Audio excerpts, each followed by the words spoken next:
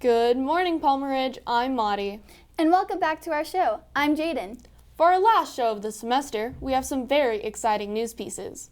In this week's show, Garen went to Colorado Springs Fire Museum, Nick went down to Woodshop, Jamie watched the bottle rocket launch, and Anissa will tell us if we'll have a white Christmas. But before we get that, here are a couple of announcements. To start, Book Club will be meeting this Wednesday, December 11th, during all lunches. Our local police and fire departments are putting on a Santa on Patrol. You can help by bringing unwrapped toys to the front office by 3 p.m. this Tuesday, December 10th. Seniors, let your parents know the deadline for senior ads is January 8th. See the yearbook page on the PRHS website for more information. And if you are thinking about changing your schedule next semester, counselors will be available during finals week. Now to our show. Colorado has had some wildfires in the past. Garrett went to the Fire Museum in Colorado Springs to explore the history of firefighting in Colorado. Firefighters are an essential part of life with how they protect your life and your home and all of your valuables. Long ago, they weren't that safe themselves when they did it, so let's see how the technology has advanced by going to the Fire Department Museum in Colorado Springs. Fire masks didn't always look so non-scary. This was used for smoke and rescues at the time, and it looks like something right out of the World War II history books. Even fire extinguishers developed through the ages to fit the time. All the equipment is original fire department equipment, Colorado Springs Fire Department equipment. The display cases belong to Dr. Lester Williams, who was a extreme fire buff, and he donated that to the museum when he passed away. They have 4 trucks from across the ages, from the late 1800s to the early 1900s. These trucks have been in the hands of volunteers and Colorado Springs fire departments for a while. For Ridgeline, this is Garrett Brighting.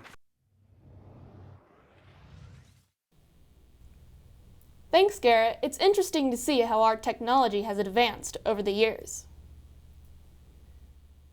Here at Palmer Ridge, we have some classes that are not the traditional classes. Woodshop is one of them. Nick went to explore what Woodshop has to offer. Well, the end of our first semester is here. Next semester brings a clean slate and new opportunities. And if you're looking to explore or experience something new and unique, look no farther than Mr. Gordon's Woodshop. Woodshop, despite being a class that so few students here at Palmer Ridge opt to take, offers students the opportunity to develop lifelong skills of working with not only their hands, but with the various power tools that the class provides, such as belt sanders and miter saws. I really believe that it's just a great release of pressure, tension, and just really a bottom line, a class that's fun in a lot of respects. Though working with wood can be precise and tedious, the class allows students to take one of our many natural beauties and through effort and dedication, turn them into no less beautiful works of art. From Ridgeline, this is Nick Richardson.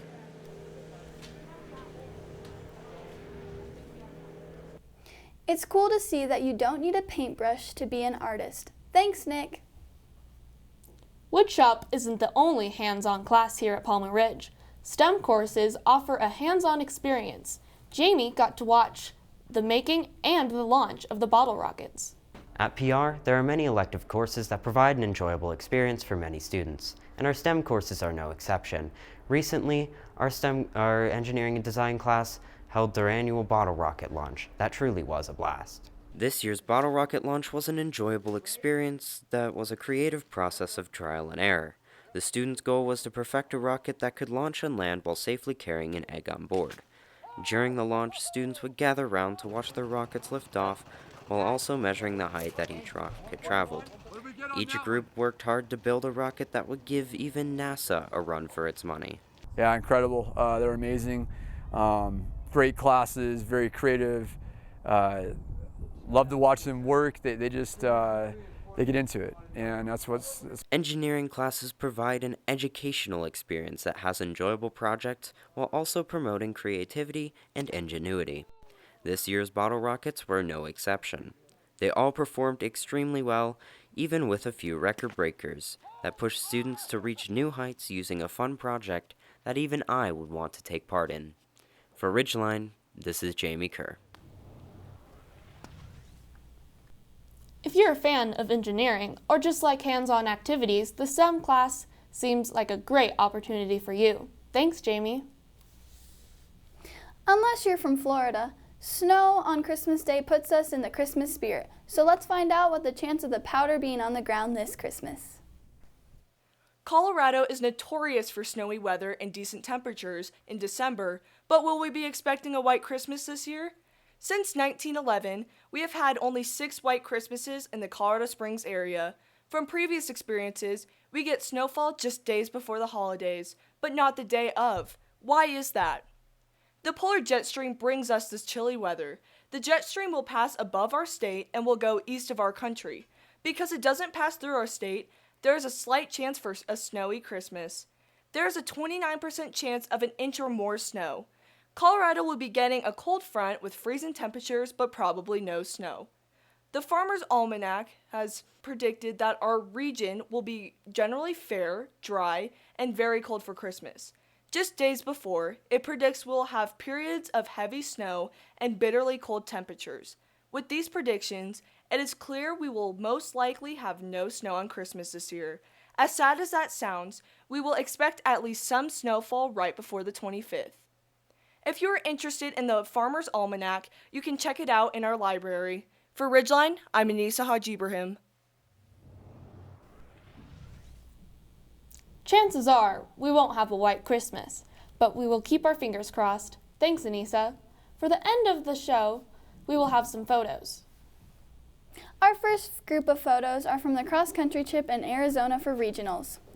Here, we see Julia and Colby getting ready for the flight. This is the cross-country team before the race on Saturday.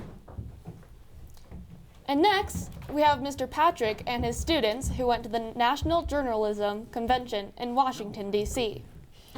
During their trip to D.C., they got to visit some of the monuments, including the Washington Monument and the Lincoln Memorial. Ridgeline's own Jamie went skiing in the blizzard with 70 miles per hour winds. What a daredevil. Lastly, Miss Brady's class took a selfie during the fire drill last week. Well, that's our show for this week. Make sure and be prepared for finals next week. As always, have a great week, and for all of us at Ridgeline, thank you for tuning in. And have a Merry Christmas and a Happy New Year!